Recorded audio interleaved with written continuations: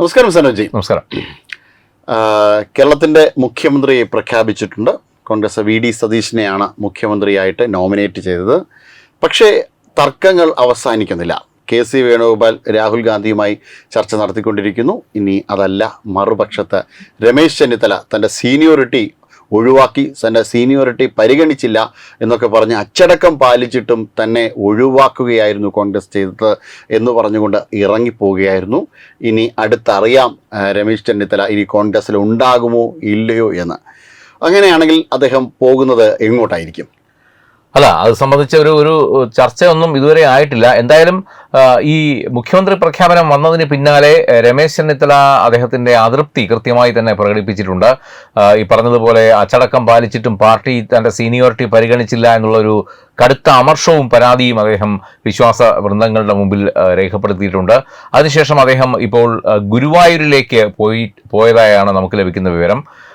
എന്തായാലും രമേശ് ചെന്നിത്തല കെ.സി. വേണുഗോപാലിനെ എങ്ങനെയൊക്കെ അനുനയിപ്പിക്കാൻ ഒരുപക്ഷെ ഹൈക്കമാൻഡിനായിട്ടുണ്ട്.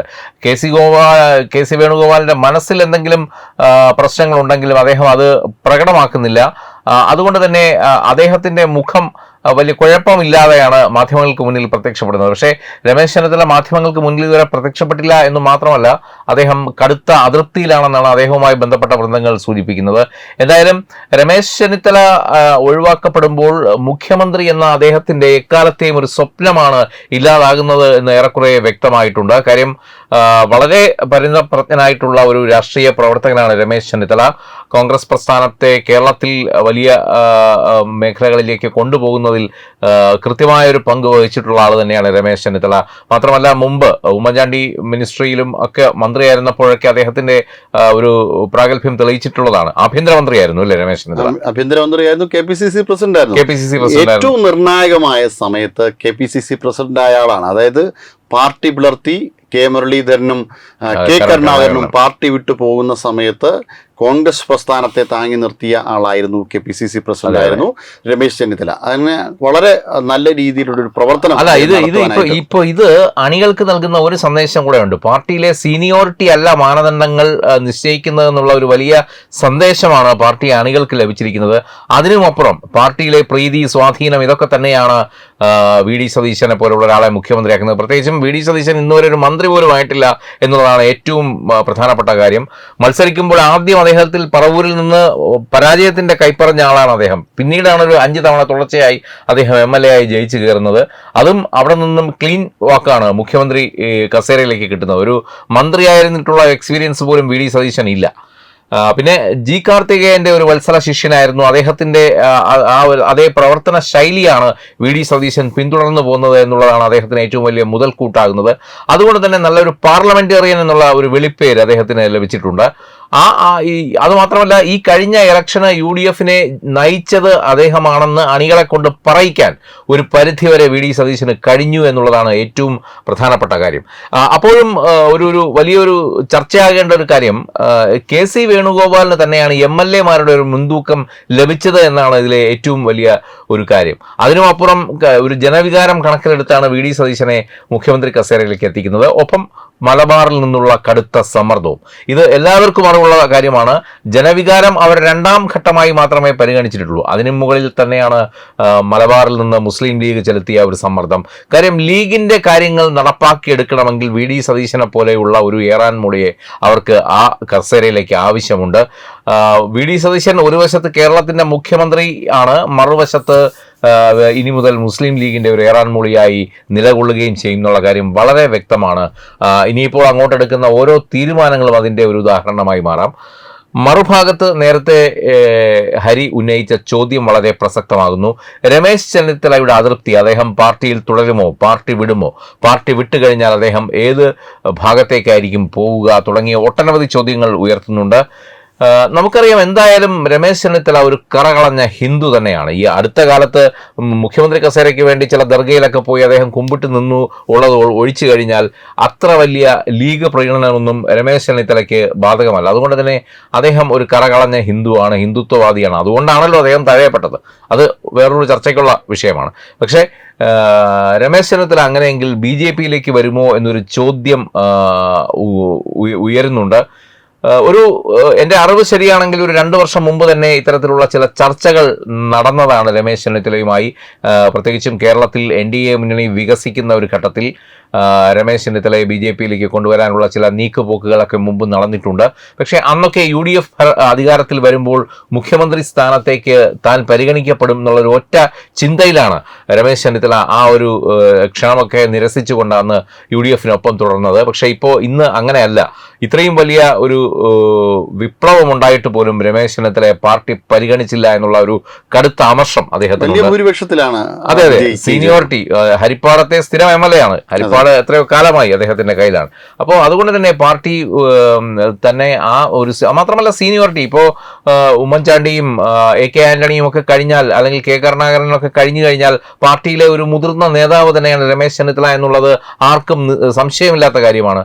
പക്ഷേ അത്തരത്തിലുള്ള ഒരു തലമുതിർന്ന നേതൃത്വമൊന്നും അദ്ദേഹത്തിന് മാത്രമല്ല, പാർട്ടിയിലെ വളരെ പ്രബലനായിരുന്നു. അതായത് ഇന്ദിരാഗാന്ധി ഉൾപ്പെടെയുള്ള നേതാക്കന്മാരുമായിട്ട് അടുത്ത ബന്ധമാണ്. ഇവിടെ എത്തി, ഇന്ദിരാഗാന്ധി ഇവിടെ എത്തിയപ്പോൾ ഹിന്ദിയിൽ ഇന്ദിരാഗാന്ധി സംസാരിക്കുകയും വളരെ ഇന്ദിരാഗാന്ധി ഇംപ്രസ്ഡ് ആവുകയും ഒക്കെ ചെയ്ത നേതാവാണ്. ഒപ്പം മറ്റൊരു കാര്യമുണ്ട്, ലീഗിന് ചെന്നിത്തലയോട് വിരോധം തോന്നാൻ അത് ഉണ്ടാകണമെന്നില്ല, പക്ഷേ അങ്ങനെ ഉണ്ടാകാനുള്ള ഒരു സാധ്യത വളരെ കൂടുതലാണ്. അതായത് ഈ ലീഗിന്റെ 5ാം മന്ത്രിസമയത്ത് അവിടെ ഒരു കോംപ്രമൈസ് ആയിട്ട് അവിടെ ആഭ്യന്തരമന്ത്രിയായി കൊണ്ടുവരുന്നത് രമേശ് ചെന്നിത്തലയായിരുന്നു. അത് NSSനെ ഒന്നും പിണക്കാതിരിക്കാനും മറ്റു കാര്യങ്ങൾക്ക് വേണ്ടിയിട്ട് രമേശ് ചെന്നിത്തല ഒരു കാര്യം കൂടെ എടുത്തു പറയേണ്ടതായിട്ടുണ്ട്. കാര്യം NSSന് എല്ലാ കാലത്തും പ്രിയങ്കരനായ ഒരു നേതാവ് കൂടിയാണ് രമേശ് ചെന്നിത്തല. രമേശ് ചെന്നിത്തലയെ അല്ലെങ്കിൽ KC വേണുഗോപാൽ ആണെങ്കിൽ കൂടിയും ഒരുപക്ഷെ NSS സമരസപ്പെട്ടു പോയേനെ. പക്ഷേ VD സതീശൻ എന്നുള്ള തീരുമാനത്തെ ഒട്ടും അംഗീകരിക്കാൻ NSS തയ്യാറാകുന്നില്ല എന്നുള്ളത് വളരെ ശ്രദ്ധിക്കപ്പെടുന്ന ഒരു കാര്യമാണ്. അത് വലിയ ചർച്ചകൾക്ക് ഇനി അങ്ങോട്ട് വഴിവെക്കുന്ന സമയമാണ്. അപ്പോഴും എല്ലാവരുടെയും ശ്രദ്ധ രമേശ് ചെന്നിത്തലയിലേക്ക് തന്നെയാണ്. അദ്ദേഹം പാർട്ടി വിടുമെങ്കിൽ അദ്ദേഹം എങ്ങോട്ടേക്കായിരിക്കും പോകുന്നത്, BJPയിലേക്കുള്ള രമേശ് ചെന്നിത്തലയുടെ സാധ്യത എന്താണ് തുടങ്ങിയ ചർച്ചകളാണ് ഇപ്പോൾ അണിയറയിലും സമൂഹ മാധ്യമങ്ങളിലും ഒക്കെ പൊടിപൊടിക്കുന്നത്. എന്തായാലും കഴിഞ്ഞ 10 ദിവസമായി പാർട്ടിക്ക് വിധേയനായി, പാർട്ടിയുടെ ഒരു മികച്ച നേതാവായി, പാർട്ടിക്കൊപ്പം തന്നെ നിലകൊണ്ട ആളുകൂടിയാണ് രമേശ് ചെന്നിത്തല. അതുകൊണ്ട് ഇനി പാർട്ടി എന്ത് തീരുമാനമെടുക്കുമെന്നുള്ളതാണ് കാത്തിരുന്ന് കാണേണ്ടത്. മാത്രമല്ല, ഇപ്പോൾ പുതിയ മന്ത്രിസഭയിലേക്ക് പ്രവേശിക്കണമെന്നോ അല്ലെങ്കിൽ പാർലമെന്ററി കാര്യ കക്ഷി നേതാവായി മാറണമെന്നോ ഒന്നും ഇദ്ദേഹം ആവശ്യപ്പെട്ടിട്ടില്ല. അത്തരം ആവശ്യങ്ങളൊക്കെ നിരസിച്ചതായിട്ടാണ് അറിവ്. മന്ത്രിസഭയിലേക്ക് ഇല്ല എന്നുള്ള ഒരു കടുത്ത തീരുമാനം കൂടി അദ്ദേഹത്തിന്റെ ഭാഗത്തു നിന്ന് ഉണ്ടായതായിട്ടാണ് നമ്മൾ അറിയുന്നത്. എന്തായാലും രമേശ് ചെന്നിത്തല UDFനൊപ്പം ഉണ്ടാകുമോ അതോ UDF വിടുമോ, അങ്ങനെയെങ്കിൽ അദ്ദേഹം BJPയിലേക്ക് വരുമോ എന്നുള്ളതാണ് ഇനിയുള്ള വളരെ പ്രസക്തമായ രാഷ്ട്രീയ നീക്കങ്ങൾ. എന്തായാലും രാഷ്ട്രീയ കേരളം അത്തരം ചടുലമായ നീക്കങ്ങൾക്ക് വേണ്ടി ഉറ്റുനോക്കുകയാണ്. മറുഭാഗത്ത് VD സതീശന്റെ നേതൃത്വത്തിലുള്ള മന്ത്രിസഭ ഒരുപക്ഷെ ഞായറാഴ്ചക്കകം തന്നെ അധികാരമേൽക്കും എന്നാണ് ഇപ്പോൾ നമുക്ക് അറിയാൻ കഴിയുന്നത്. സത്യപ്രതിജ്ഞ ചെയ്ത് അധികാരമേൽക്കുമെന്നാണ് അറിയാൻ കഴിയുന്നത്. അങ്ങനെയെങ്കിൽ സതീശനൊപ്പമുള്ള മറ്റു മന്ത്രിമാർ ആരെല്ലാം എന്നതും വളരെ പ്രസക്തമായി തന്നെ ഉയരുന്ന ചോദ്യങ്ങളാണ്. അതിൽ ലീഗിന്റെ സമ്മർദ്ദമുണ്ടാകുമോ, ലീഗിന്റെ തന്ത്രങ്ങൾ വിലപ്പോകുമോ എന്നുള്ളതാണ് ഇനി നമുക്ക് ലീഗിന്റെ തന്ത്രങ്ങൾ വിലപ്പോകുന്നത് കൊണ്ടാണല്ലോ VD സതീശൻ അവിടെ മുഖ്യമന്ത്രി സ്ഥാനാർത്ഥിയായി അല്ല, ഈ ഡെപ്യൂട്ടി CM പദവി ഉൾപ്പെടെയുള്ള കാര്യങ്ങൾ ലീഗിന്റെ ഭാഗത്തു നിന്ന് ഇനി ഉയരുമോ എന്നുള്ളതാണ് അടുത്ത ഒരു ആശങ്ക. അതാണ് ചോദിക്കുന്നത്. ഇപ്പോൾ NSS ഓൾറെഡി വ്യക്തമാക്കി കഴിഞ്ഞു, വിദ്യാഭ്യാസ വകുപ്പ് ഒരു കാരണവശാലും ലീഗിന് കൊടുക്കരുത് എന്ന്. അപ്പോൾ ഇനി അതിന്മേലൊക്കെ എന്ത് നടപടിയാണ്? ഒരു കാരണവശാലും ഇനി NSSന്റെ ഒരു കാര്യങ്ങളെ ഒന്നും അവർ അംഗീകരിക്കുവാനായിട്ട് പോകില്ല എന്നതാണ് എൻ്റെ ഒരു ബലമായ വിശ്വാസം. അല്ല, ചുരുക്കി പറഞ്ഞാൽ അയ്യപ്പ സംഗമത്തിലൂടെ LDFനെ മുതലെടുക്കാൻ നോക്കിയിട്ട് NSS അമ്പയെ പരാജയപ്പെട്ടു. മറുഭാഗത്തോടെ ഇത്തരം ചില പ്രകടനങ്ങൾ നടത്താൻ നോക്കിയിട്ടും NSS പരാജയപ്പെട്ടു. അപ്പോഴും സുകുമാരൻ നായർക്ക് കലി നരേന്ദ്രമോദിയോടാണ്.